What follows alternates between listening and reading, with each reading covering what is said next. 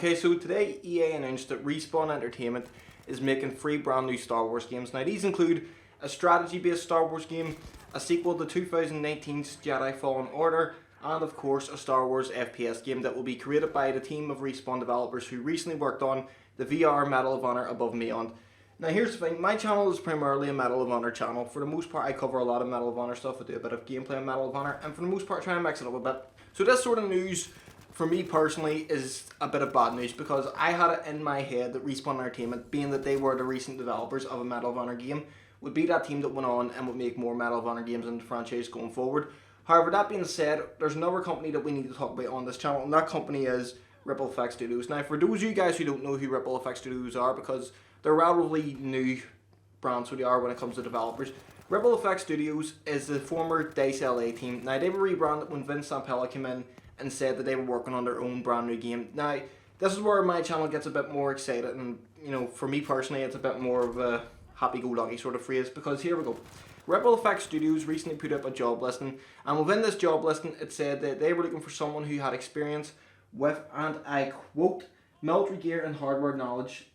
So that for a start is a bit of a clue on what they're looking for. Their game is more or less going to be focused on the military aspect, so something within the first-person shooter realm, or at least a war game-esque type of feel. Now, why does this sort of come connected to my channel, effectively, you know, being that a lot of stuff I cover is Medal of Honor? Well, like I said, before they were DICE LA, this team is actually the guys who were known as Danger Close Games. Before they were Danger Close Games, they were actually EA Los Angeles. I was about to say DICE, apologise. They were EA Los Angeles, and before they were EA Los Angeles, they were DreamWorks Interactive.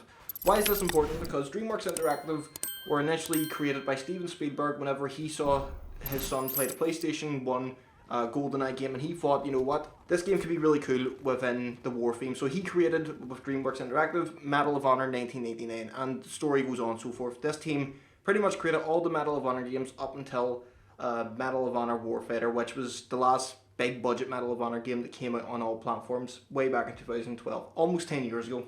So why is this important? Well, Ripple Effect, for me personally, I think, being that they are the studio that has Medal of Honor within their DNA, and EA did throw out the VR Medal of Honor game. I mean, let's be honest, if EA wanted sales, if EA wanted big money, they could have easily attached a Battlefield VR game. Now, I don't know how well it would have went down, but personally, Battlefield or Medal of Honor, in terms of the scale, Battlefield is generally a better franchise and money-making, profitable, recognised IP at this point. And that's not without saying it, because Battlefield, realistically, at this stage, has actually been going around longer, you know, consistently. Medal of Honor is the older franchise, but Battlefield has consistently been making better games and been lasting a lot longer than Medal of Honor has. So realistically, it would have made a lot more sense if EA wanted to get full profits for that, to have it be titled Battlefield VR or something along those lines. Battlefield Above and Beyond, maybe, I don't know. But here's the thing, a lot of people would then argue, did they do this deliberately? Did they want to sort of market Medal of Honor as a VR game? I personally believe that the reason they made that game was solely to get the name Medal of Honor in the domain again. Pretty much to let people know, hey, remember this franchise, it isn't dead, we still have it, and we might be doing something with it going forward. That is literally the only reason I think that the EA chose to fully market this thing as Medal of Honor Above and Beyond. I don't think there was any other reason. They wanted Medal of Honor's name to be attached to something yet again, and it made a lot of sense at this point, because you had the team that recently worked on Allied Assault back within Respawn who were developing this game, which is another point about Respawn that I want to make quickly. The FPS game that Respawn is making under the Star Wars brand is actually developed by the same team that made the Medal of Honor Above and Beyond game. This Star Wars game is not going to be titled VR, it's going to be a strategic, well, basically as a strategic and straightforward FPS game in the domain of simplified FPS games, if that makes a lot of sense. So going all the way back to Ripple Effect Studios, what is so special about them? Well, realistically, the special point is the fact that they have, obviously, Medal of Honor in their DNA. Vince Zampella, of course, worked on Allied Assault. He worked on Call of Duty 4, Call of Duty 2, and obviously the original Call of Duty game. He has a lot of experience, and of course Titanfall, we'll have to throw that in there.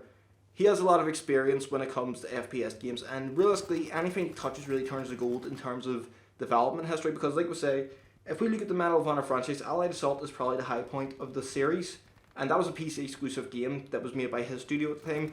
DreamWorks were making the PlayStation/Xbox original based Medal of Honor games, whereas Allied Assault was pretty much PC exclusive, and it blew up, it did incredible numbers, so it did for its time. So he's on board with Ripple Effect developing a game that no one really knows what it is yet. A lot of people would argue, because EA recently put out a statement saying they want the Battlefield universe to be connected with this game.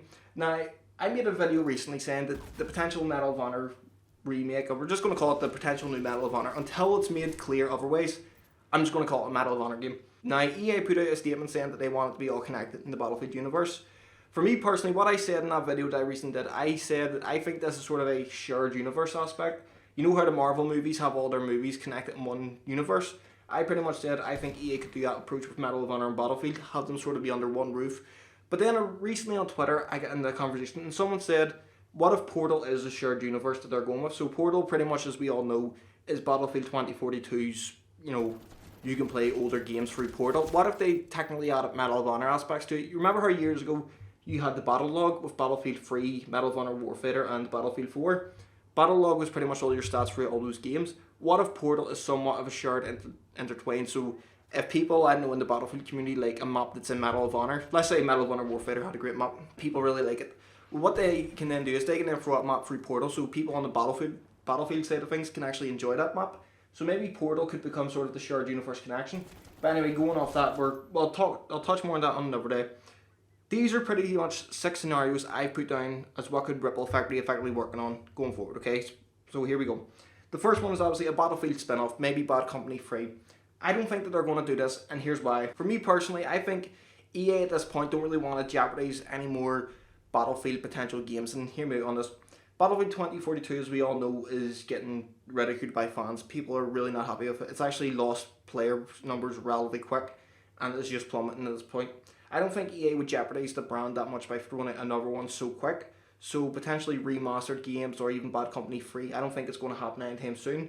I do think they're going to stick to their plan and release another Battlefield game in 2023, but I don't think that they're going to make an annual release sort of thing, so no spin-off next year with possibly Bad Company 3, because they won't want to jeopardize the whole branding of where they could go with this effectively. They don't want to pretty much do what they did to the Medal of Honor franchise to Battlefield effectively. They don't want to have a bad release after another bad release and jeopardize it.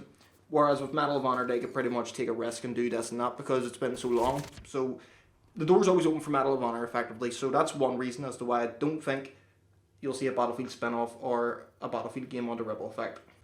Option 2, Star Wars Battlefront 3. I'm convinced this one's dead in the water, but I have to bring it up because it's a game they worked on in the past, DICE, as we all know.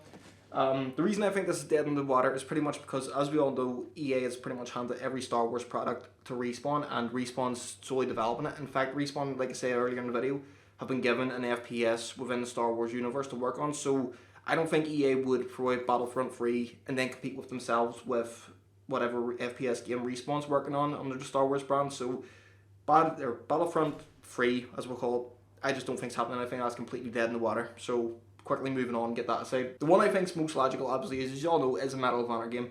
Mainly because, like I say, EA could take a lot of risks with it. EA could do some stuff in multiplayer that, maybe they couldn't get away with in Battlefield, because Battlefield, like Call of Duty, it's built up a fan base under what it is. People understand when they get a Battlefield game what they're getting. Same as Call of Duty. People don't want to see Call of Duty do these big, extravaganza sort of modes and stuff like that, because realistically it's not what Call of Duty is at core. Call of Duty is an arcade shooter. Battlefield is sort of the sandbox experience I've been told many times. I don't know if that's the best way to put it.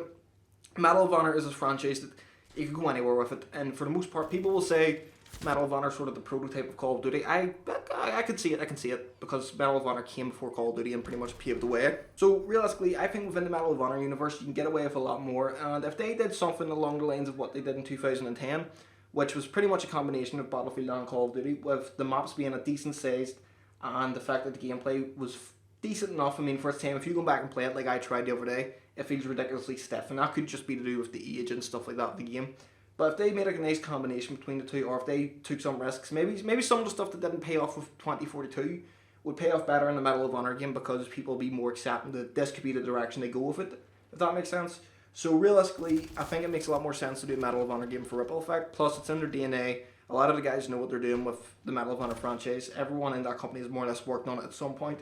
Personally, I think it makes a lot more sense to just start clean with a Medal of Honor game, but that's just me. I could be wrong on that. Number 4, now again, these are games that are in EA's catalogue, okay, but these are games that are in EA's catalogue that haven't been touched or have connections to Ripple Effect, effectively, so I'm going to bring up on that. Command and Conquer. Now, I'm not going to lie to you, I have no idea about Command and Conquer. When I looked it up for this video, it pretty much looked like a look down, sort of you look down at it perspective in terms of board game. unless they want something completely rebranded and did something completely new, I wouldn't hold my breath on this, because again, I just don't think it makes a lot of sense in that sense of things where it could be seen as a big budget game, a big budget FPS game, which these guys are looking to do effectively. So realistically, I just think Command and Conquer is not going to happen. Plus, Command and Conquer recently got a remaster in 2020, so I just don't think it makes a lot of sense. But in saying that, I could be wrong. You could argue, well, Medal of Honor got released in 2020. You could argue like that, I suppose, but for me personally, I just don't think it makes a lot of sense. Plus, it doesn't have brand recognition like Battlefield or Medal of Honor, so, I just don't see it making a lot of sense that way. Number 5, and honestly, this is another one that I think I'd put this one sort of, maybe if I'm ranking them out of 5 being the most likely, which I'd put up possibly a Battlefield or Medal of Honor, 5 being the most likely and 1 being the least, I'd rank this at number 3 in terms of possibility. A completely new IP. With a new IP, you're free to do whatever you want. It can be any direction whatsoever. You can do with what you want with a multiplayer. It makes a lot more sense. You have so much freedom on your hands, and I really do think a completely new IP could actually potentially be where they go with this thing. So it is. I'm not going to spread too much on it because there's no information on it whatsoever, but a new IP could realistically be the direction they go. Number 6, and this is the final one, Titanfall 3. Now, I'm not going to lie to you, the only reason I put Titanfall 3 in this is because Vince Zampellas is effectively working at the guys that did the Ripple Effect, lost what I was saying there. But that's the only reason I added Titanfall to this list, because Titanfall, for the most part, I actually enjoyed Titanfall 2. I'm not going to say I was a big lover of it. I just thought, it's a fun game. I didn't really play a lot of multiplayer, but I played a bit of the campaign and really enjoyed the campaign. But realistically, Titanfall, if you ask me on a personal standpoint, I just don't think that EA really wants Ripple Effect to do it, and here's why. Titanfall under Respawn has built up a great community of people, a great fan base amongst people who look at Respawn and say, you know what, these guys made these last 2 games, we'll give it a go because we have faith in them. Respawn with Titanfall works. Ripple Effect with Titanfall, I think people would look at it with a bit of a, wait, what? Who are these guys? We don't want these guys developing our game effectively. So I don't think Titanfall 3 could happen. The only reason I put it on this list is 1, because it's in EA's catalogue, and 2, because Vince Zampella is working with Ripple Effect. That's literally the only reason. Plus, traditionally, Titanfall has been using the Unreal Engine, whereas an article a couple months back said that Vince Zampella revealed that it'll most likely be a Frostbite-powered game. So unless they jump ship into engines, and listen, they could completely go a new engine route on this. I just don't think they will put Titanfall in that bracket. I really don't. It's just my own opinion.